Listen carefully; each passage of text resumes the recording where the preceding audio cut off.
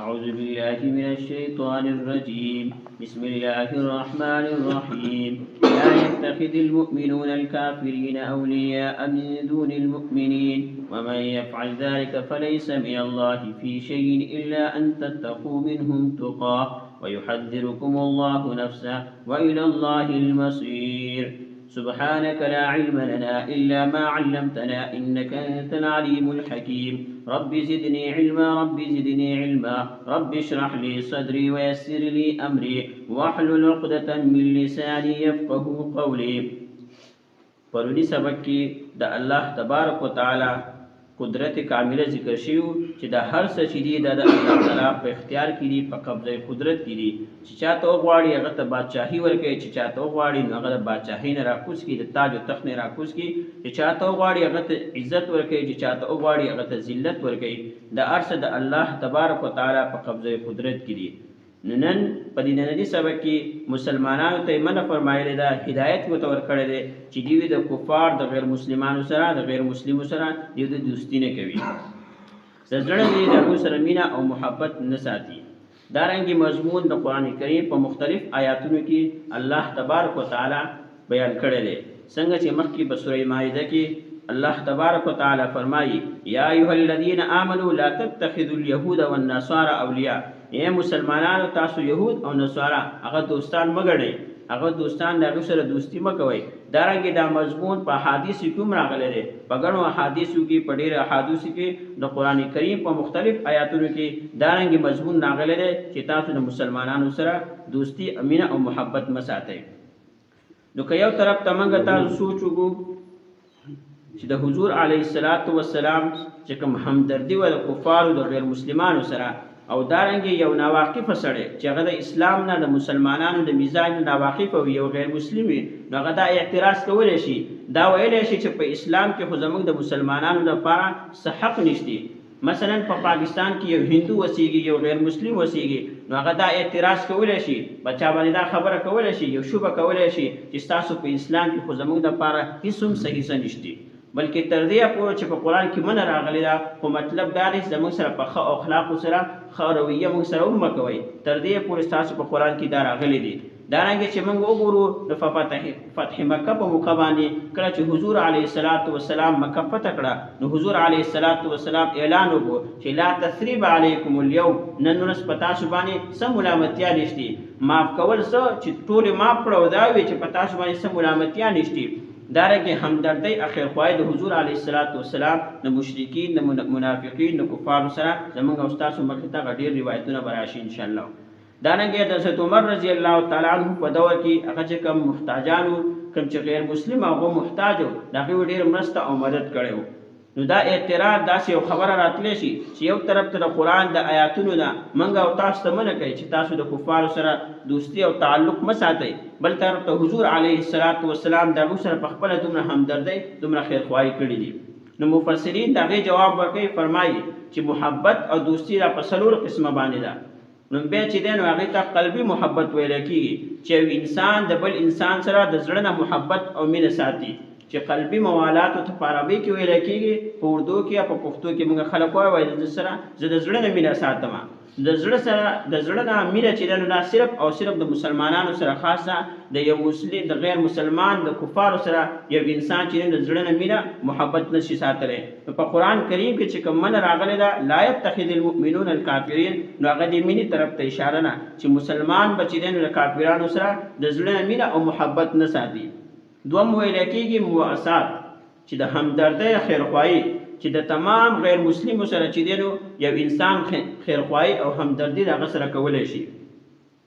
سوای د هغې کافرانو سره چې کوم هغه د مسلمانانو سره جنګېږي، په میدان جنګ کې هغه د مسلمانانو خلاف جنګېږي، نو د هغوی سره به خیرخواهي همدردي یو انسان نشي کولی. د دې نه هم چې دی د هغوی لپاره په دې صورت کې د مینه، محبت، د همدردي را روا او جایز نه ده.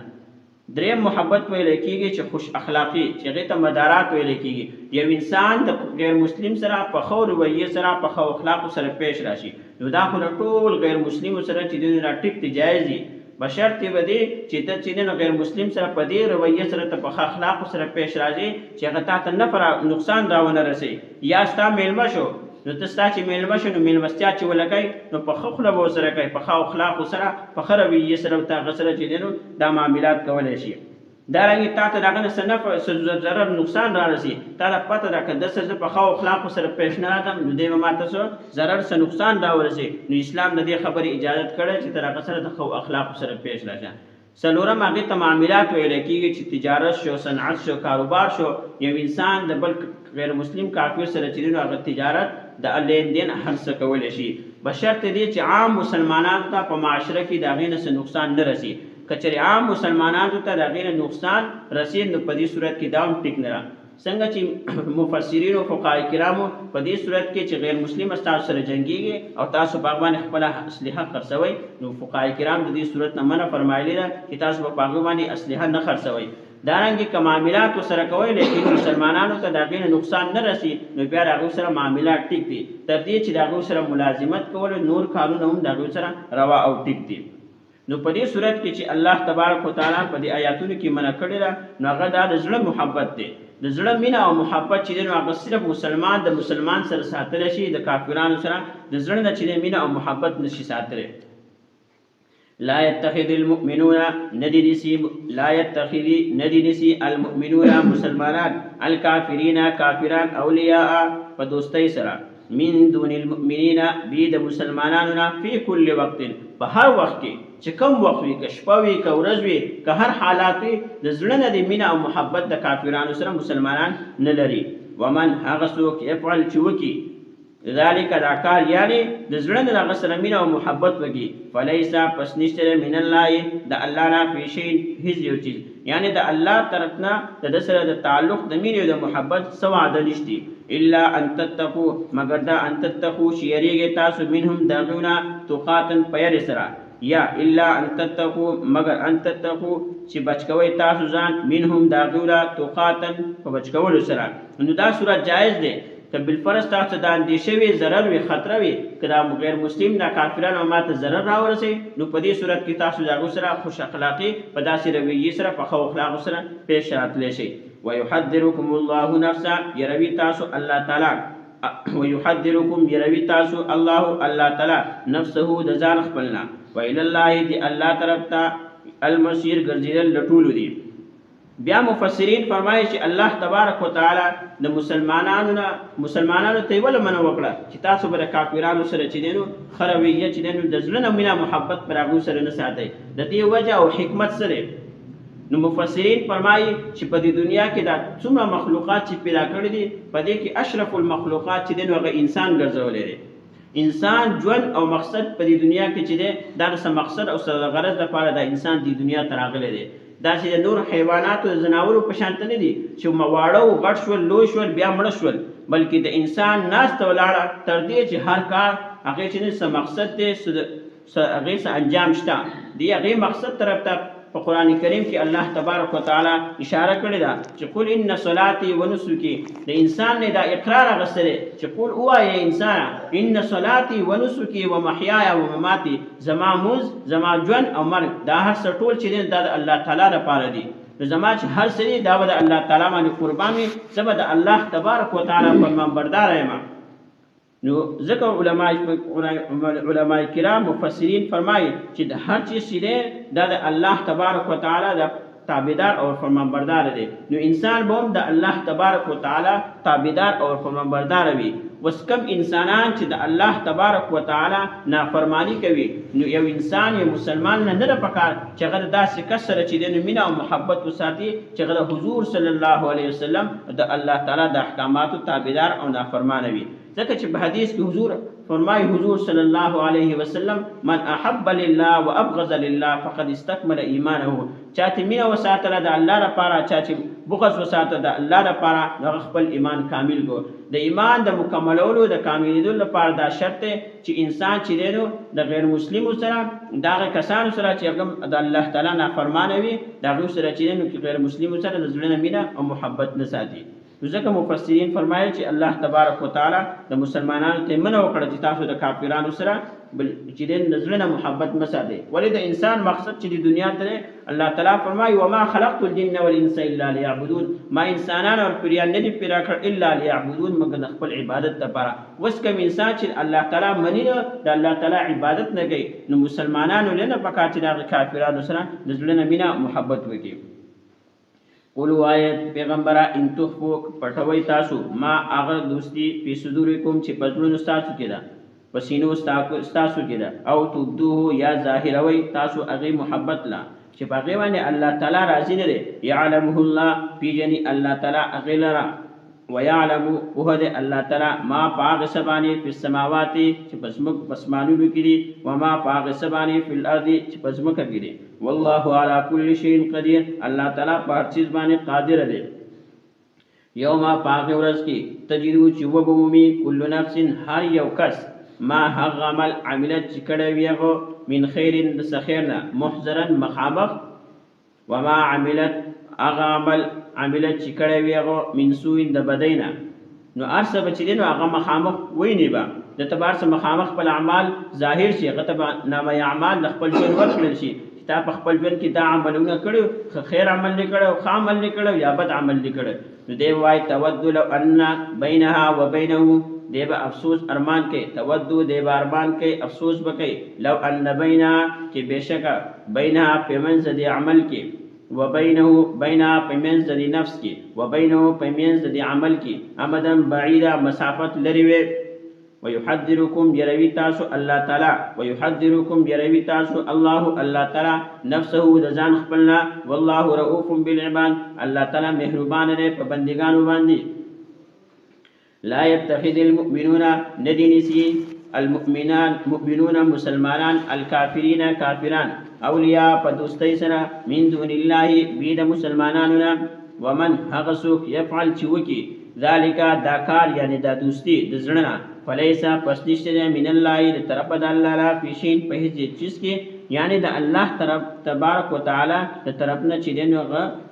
مینا محبت وسره نشتی الا ان تتقوا مگر ان تتقوا کيریږي تاسو منهم ددینا توقاتن پیری سره ويحذركم يروي تاسو الله تعالی ويحذركم يروي تاسو الله تعالی نفسه د ځان خپلنا وإلى الله دي الله طرف ته المصير ګرځیدل دي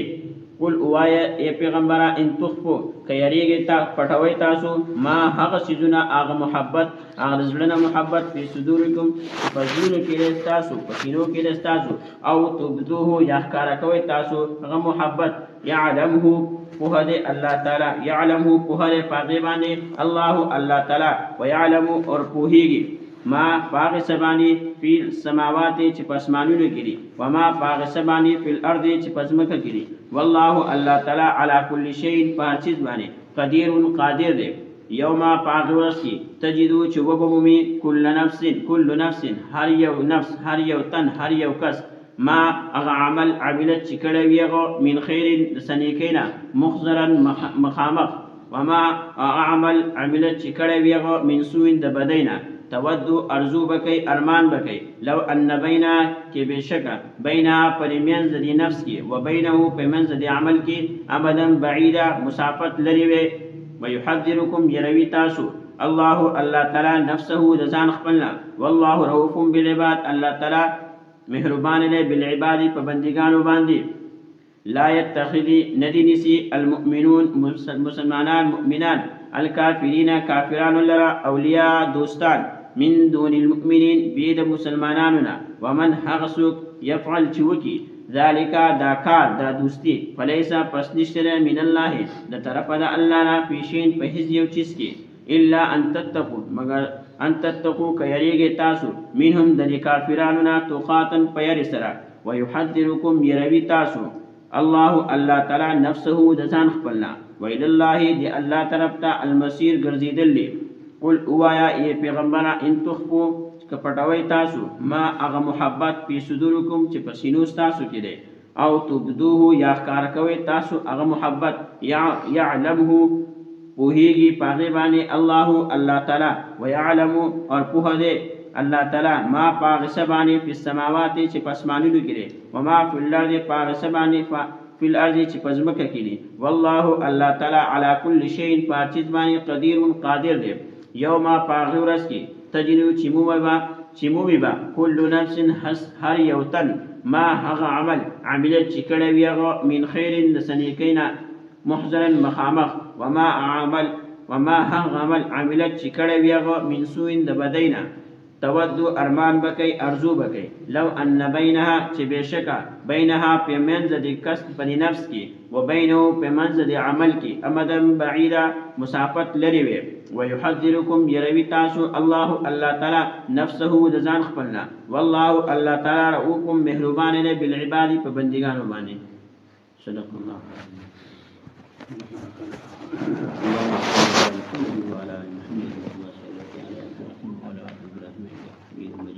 اللهم بارك على محمد وعلى ال محمد كما باركت على ابراهيم وعلى ال ابراهيم انك حميد مجيد اللهم ربنا اتنا في الدنيا حسنه وفي الاخره حسنه وقنا عذاب النار وقنا عذاب الحشر وقنا عذاب الميزان رب ارحمهما كما ربياني صغيرا رب اجعلني مقيم الصلاه ومن ذريتي ربنا وتقبل دعاء ربنا اغفر لي ولوالدي وللمؤمنين والمؤمنات والمسلمين والمسلمات يا الله يا رحمن يا كريم یا الله د قرآن څومره حقوق دي الله دا غدا کول توفیق راکړي